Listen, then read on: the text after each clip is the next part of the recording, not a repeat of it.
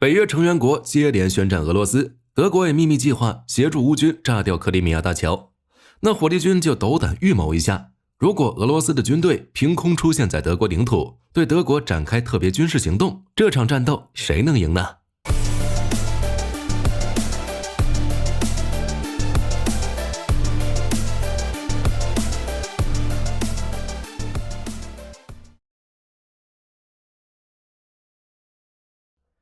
此前，法国总统马克龙表示，已和21个国家讨论关于出兵乌克兰的提议，打算协助乌军对抗俄罗斯，只是没有得到其他国家的同意。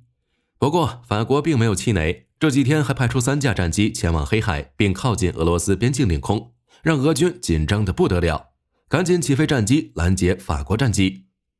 而在北约内部，关于法国出兵乌克兰的提议，德国率先发出了反对的声音。不过事情却没有这么简单。因为在3月1日，一份机密录音曝光，这段38分钟的录音显示德国计划帮助乌克兰。在录音中，德国空军司令哈茨将军等4人进行了一场会议，讨论向乌克兰提供金牛座巡航导弹的具体事项。计划分2批援助金牛座，每批为50枚。同时还计划秘密帮助乌军作战，打击克里米亚大桥等目标。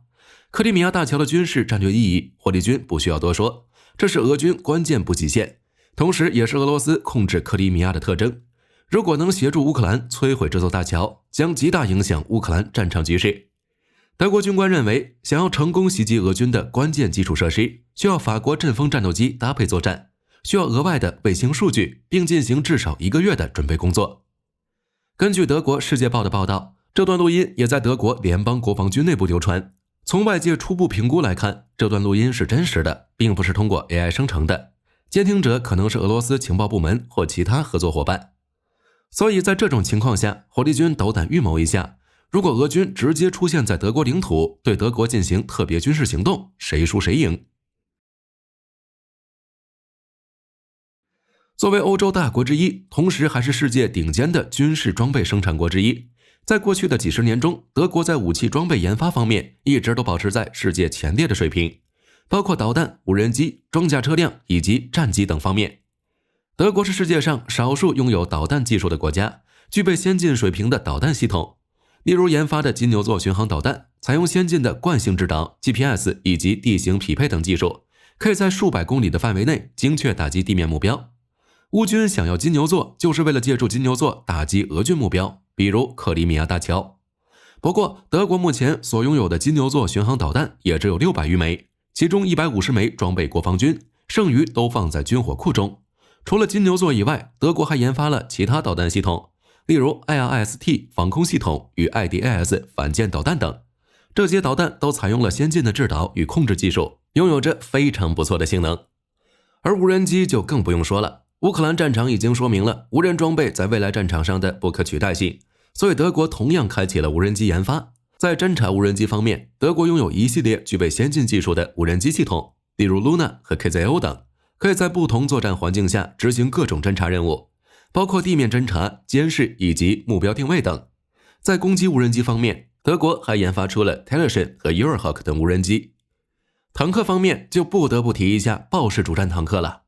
二战时期，德国就让全世界看到坦克在战场上统治能力。从早期的1号、2号以及3号等坦克，再到后来的豹式、虎式坦克，又到如今的豹2系列主战坦克，德国在坦克研发这条路上走得非常远。目前已经发展出的豹2A8 主战坦克，丝毫不弱于其他国家的先进坦克。另外，德国还在研发下一代主战坦克，也就是豹3系列与 KF51。其中，豹3主战坦克采用更加先进的装甲技术与火控技术，进一步提高防御水平与火力性能，来适应未来的战争需求。火力军觉得豹3将成为豹式坦克的集大成者，而 KF51 则是莱茵金属研发的新一代坦克，具备卓越的性能与先进的技术，装备了莱茵金属130毫米口径的滑膛炮，无论是远距离打击还是近距离肉搏都不在话下。炮塔还集成了一部4连装英雄120巡飞弹发射器，可发射巡飞弹，也可发射自杀式无人机。同时 KF51 还配备了主动防护系统，可摧毁射来的火箭弹和导弹，用来抵御来自上方的威胁，使车顶增加了一个防护区域。在战机方面，德国同样也不算差，装备有狂风与台风战机，仍是目前主流的4代战机。另外，在2022年12月份，德国还花费84亿美元向美国采购了35架 F-35战机。这架战机的性能就不需要多介绍了吧？感兴趣的朋友可以前往火力军主页查看 F-35战机的详细性能。德国采购 F-35战机是为了取代现役的狂风战斗机，主要用来执行核打击任务的。除了4代机与5代机以外，德国还参与研发下一代战机 FCAS 项目，由下一代战斗机、无人飞行平台以及作战云平台等组成。未来空中作战系统不仅仅是新一代战斗机，同时也是一个系统体系，可以实现更加先进的作战能力与战场系统，预计将在未来几年内进行首飞。虽然德国空军拥有的飞机数量相对较少，但都拥有着非常高的技术水平。在海军方面，德国主要是驱逐舰、护卫舰以及常规潜艇为主。德国的军舰设计、建造能力非常强，已经打造出多款军火市场上的爆款产品，出口到多个国家。埃及、以色列、南非、澳大利亚以及希腊等国家都装备了德国 MEKO 系列护卫舰。这是一艘采用模块化设计的军舰。而在德国海军中 F125 是德国目前现役最大的水面舰艇，满载排水量达到7000余吨。说实话，这已经不能称之为护卫舰了。不过在 F125 基础上发展而来的 F126 就有些差强人意了。虽然吨位达到了11000吨，但只配备了16个坑，主要是有点浪费这个吨位了。同吨位的阿蒂伯克级可以配备96个。在潜艇方面，德国研发出209型、212型以及214型常规潜艇，其中212型与214型都采用了 AIP 技术。从这些方面来看，德国发展的军备虽然不是很庞大，但是非常精良，在导弹、无人机、坦克、战机以及海军方面都拥有着非常先进的武器装备，同时还出口到多个国家。反观俄罗斯，一场入侵战争让外界对这个世界军力排行第2的国家产生了非常大的怀疑。自入侵乌克兰开始，已经过去2年零2周的时间，仍未让乌克兰举手投降，反而让自己陷入了战争泥潭，就像当初苏联进攻阿富汗一样。不过火力军还是想好好分析一下，俄罗斯这个世界第2军事强国究竟是名副其实还是虚有其表。俄罗斯同样也装备了许多先进武器，涵盖海陆空多个领域。俄罗斯在战机、坦克以及导弹方面同样处于世界领先水平，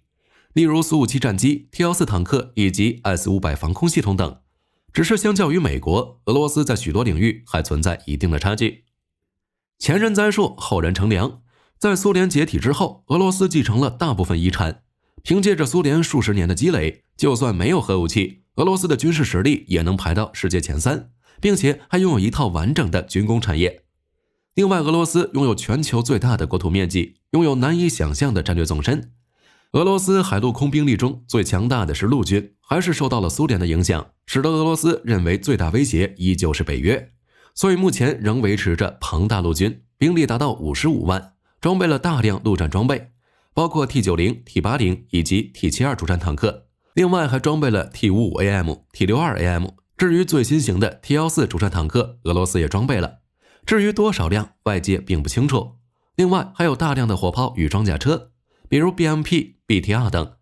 空军方面，目前主力战机为米格29、米格35、苏35、苏34以及苏27等战机。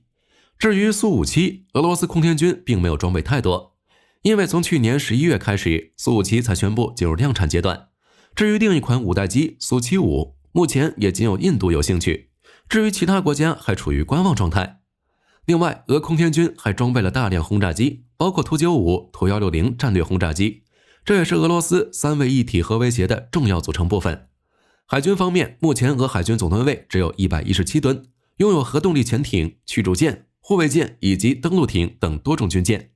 在苏联解体之前，海军总吨位还是非常庞大的，达到了300万吨。在苏联解体之后，俄罗斯得到了280万吨的军舰，但由于经济问题，俄罗斯无法承担如此庞大的舰队，只能将大量军舰退役。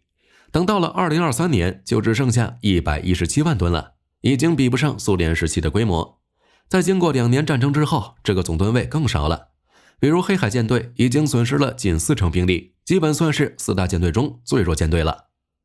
除了军舰数量少以外，在质量上也很堪忧。自苏联解体之后，如果不算现代级驱逐舰这种在苏联时期就已经建造一半的军舰，仅依靠俄罗斯自己建造的只有2350护卫舰，吨位只有4500吨。俄罗斯海军所拥有的所有大型军舰全部都是苏联时代留下的遗产，都超过30年的舰龄。由于造船业的衰弱，俄军军舰仍在使用苏联时代的老设备。在俄乌冲突中，黑海舰队旗舰莫斯科号被2枚海王星导弹击沉，如果放在美国身上简直是不可想象的，因为海王星只是亚音速导弹，这样都拦不下来，说明俄军在舰空能力上有很大问题。至于航母，俄罗斯有一艘仍在大修的航母库兹涅佐夫号航空母舰，据说今年有可能重返俄海军战斗序列。近年来，俄罗斯一直在进行现代化改革，试图更新海军舰艇和潜艇。然而，由于经济限制和技术挑战，俄海军的现代化进程并不顺利。不过，俄罗斯拥有大量的导弹力量，包括弹道导弹、巡航导弹、防空导弹以及高超音速导弹等。其中，洲际弹道导弹的数量和威力，使得俄罗斯成为核战略平衡中不可忽视的一方。而匕首、锆石等高超音速武器已经参与过实战，虽然在打击效果上并没有达到完全碾压的程度，但已经对乌军防空系统造成了巨大压力。俄军在乌克兰战场上遭受了极大伤亡，使得俄军的兵力质量早就已经下滑了。之所以仍能在战场上保持稳定的进攻节奏，与不断扩大的军事规模有关。而在2023年年初，俄罗斯在乌克兰战场上投放了大约36万兵力，等到乌军开启夏季反攻的时候，俄军兵力已经增加到了41万。而到了今年年初，战场上的俄军已经达到了47万。但军事规模的增加并未提高俄军的整体作战质量。俄军在营级以上的编制中仍在保持苏联时期的战斗序列，但营级单位发生了巨大变化。传统的专业化营不再成为俄军主要编制，反而是将其编为所谓的防线营与突击营，倾向以小规模编制投入作战。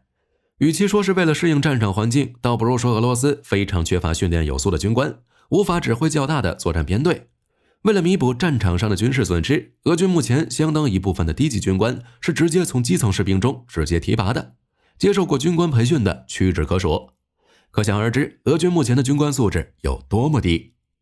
目前前线俄军的主要任务是通过较小规模的战术进攻给乌军造成稳定的损失，使得俄军能继续夺取并占领阵地，通过不断轮换作战部队，在战线一些重点区域持续为乌军施加压力。而俄罗斯本土仍在进行部分动员来弥补战场上的损失。不过普京表示，俄罗斯依旧没有进行全国总动员，当然实际情况如何也只有普京以及其他高层知道了。为了应对前线需求，俄罗斯还动员了国防工业，增加工厂工时，扩大或增设现有设施的生产线，并恢复一些停运工厂的运作，使得俄罗斯在坦克、装甲车以及弹药方面的供应有所提升，基本满足前线需求。但火力军了解到的是，虽然完成了工业动员，但军工业在工业产品寿命与可靠性方面仍面临着很大限制。例如装甲车辆方面，工厂交付的装备其中 80% 并非重新生产，而是翻新苏联时期的库存。俄罗斯军工每年向俄军交付1500辆坦克和3000辆各类装甲车辆，今年还能保持相对稳定的产量，但到了明年，剩下的翻新装备就需要进行更加深入的维修翻新了。等到了2026年，这些苏联库存也将耗尽。另外，在俄乌冲突爆发之前，俄罗斯导弹等装备的零部件依赖于从欧美国家采购，但现在欧美国家对其附加了非常大的制裁，来打击俄罗斯国防工业，破坏俄军生产线。这些制裁使得俄罗斯军工业的制造成本上升了30%，从而限制了产量的提高。而且俄军在常规武器方面也有些不够看的。就拿俄军现役最大口径火炮来讲，口径虽大，但射速却慢到离谱，每分钟只能发射2枚炮弹。如此低的射速，很难对敌人炮兵阵地发动快速有效的打击，和喀秋莎比差远了。另一方面，在俄乌战场大量使用的无人机，俄罗斯同样有点拉胯。当然不是说俄军使用的程度不高，而是自主研发的无人机不行。因为这些无人机航程短，航高低，虽然最新型的猎户座已经弥补了这样的缺点，但产量低，一年30-50架根本不够用。反观德国方面，由于二战后一大堆国际公约，导致德国至今仍不能正常发挥军力，不能拥有航母和潜艇、战略轰炸机以及弹道导弹等。德国国防军目前比较有优势的武器装备是200余辆豹式坦克、400余辆装甲车、72门 PZH-2000 自行火炮以及其他武器装备。当然会有人说兵力在精不在多，人数不够那就装备来凑，但这句话并不适合德国。表面来看，德国工业基础雄厚，军费支出也非常高，在2024年的时候，军费开支也将达到 2%， 但兵员素质方面真的一言难尽。二战之后，德国由美国协助进行防务工作，于是便一心搞经济，使得之后的军事发展比较乏力。尤其是苏联解体之后，冷战阴云也就从欧洲上空散去。自此之后，不只是德国，其他北约国家也纷纷刀枪入库。在这种环境下，德国军力再度萎缩，该裁员的裁员，该退役的退役。目前德国军费开支达到400亿欧元以上，但却只有不到20万常备兵力，再加上预备役部队，总兵力不超过30万。别说俄罗斯的100万大军了，就连土耳其都有50余万，法国与英国的兵力也超过了德国。自从2011年德国废除义务兵役制之后，兵员需求量就造成了很大的压力。近些年来，德国也意识到了问题，多次扩充军队，但招募来的士兵质量与数量都差强人意。早8晚5，每天工作8小时，甚至还有周末双休。这些士兵工作时间只要超过8小时，就会集体抗议，并以辞职来威胁。驻外的德国士兵更是差劲，抽烟喝酒毫无节制，还大量消耗垃圾食品，以至于肥胖率达到40%以上，被调侃为联邦肥宅。毫不夸张地说，目前德国的兵力只能与西班牙、意大利等国对比了，当然也只能比一下，真实战力谁也说不清楚。在面对俄罗斯时，德国的最大短板就是空中力量与中远程打击能力，仅仅依靠德国想要全面对抗俄罗斯还是有些困难的。欧洲任何一个国家都无法单独对抗整个俄罗斯，但德国从始至终都不是一个人，它是一个欧洲国家，是一个北约成员国，在其背后有大量支持。北约的协同作战能为德国缓解这些短板，